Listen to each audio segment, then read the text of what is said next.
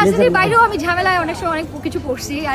সময়ের আলোচিত অভিনেত্রী রোকেয়া জাহান চমক। নিজের নামের সাথে কাজের বেশ মিল রয়েছে এই অভিনেত্রীর। ক্যারিয়ারে একের পর এক চমক যেন অবাক করে দেওয়ার মতো। তবুও থেমে নেই ছোট পর্দার জনপ্রিয় এই অভিনেত্রী। ২৪ জুলাই গণঅভ্যুত্থানে যে সকল তারকারা ছিলেন জনগণের পক্ষে, দেশের পক্ষে, যারা কথা বলেছেন ফ্যাসিস্টদের নির্মমতার বিরুদ্ধে, তাদের মধ্যে অন্যতম চমক। চরম উত্তাল সেই দিনগুলোতে যারা ছাত্র জনতার এমন অকুতোভয় সংগ্রামের সঙ্গে গেয়েছেন সাম্যের গান, সেখানেও ছিল চমকের নাম। আসন্ন জাতীয় সংসদের সংরক্ষিত নারী আসনের নির্বাচন নিয়ে শুরু হয়েছে নানা গুঞ্জন। একক সংখ্যাগরিষ্ঠতা নিয়ে সরকার গঠন করা বিএনপি এবার এই আসনগুলোতে রাখতে পারে রাজনৈতিকভাবে গুরুত্বপূর্ণ অবদান রাখা নারী এবং জুলাই গণঅভ্যুত্থানের আলোচিত কণ্ঠস্বর, তা নানা সমীকরণে অনুমেয়। তাই তো ইতিমধ্যে অনেককেই দেখা গেছে বিএনপির মনোনয়নপত্র সংগ্রহ করতে। অবশেষে এবার সেখানেও চমক দেখালেন চমক।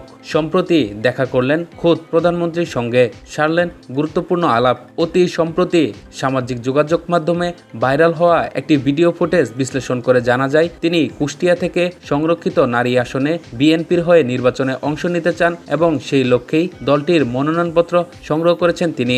এ সময় দলটির চেয়ারম্যান তারেক রহমানের সঙ্গে সৌজন্য সাক্ষাৎ করেন এই অভিনেত্রী। চমকের ভাষ্য, আমার মোবাইল নাম্বার রাখা হয়েছে এবং জিজ্ঞেস করা হয়েছে আমি বিএনপিকে সার্ভ করতে চাই কিনা। আমি বলেছি হ্যাঁ চাই, তবে সবার আগে আমি দেশকে সার্ভ করতে চাই। বিএনপি যদি আমাকে সেই প্ল্যাটফর্মটা দেয় তবে নিশ্চয়ই আমি বিএনপিকে সার্ভ করতে চাই। এই সময় নিজের মনোনয়ন নিয়ে বেশ আশাবাদী দেখা যায় চমককে। অভিনেত্রী চমক থেকে রাজনীতিবিদ চমক কি করবেন জনগণের জন্য, এমন প্রশ্নে অভিনেত্রী জানান তিনি এমন একটি আসন নিয়ে কাজ করতে চান যা বাংলাদেশের কালচারাল হাব। এখানে লালন মেলা তিনি বিশ্বব্যাপী ছড়িয়ে দিতে চান। চমক বলেন, আমি বিশ্বব্যাপী লালন মেলাটা এমনভাবে ছড়িয়ে দিতে চাই যেন মানুষ অপেক্ষায় থাকে কবে লালন মেলা হবে।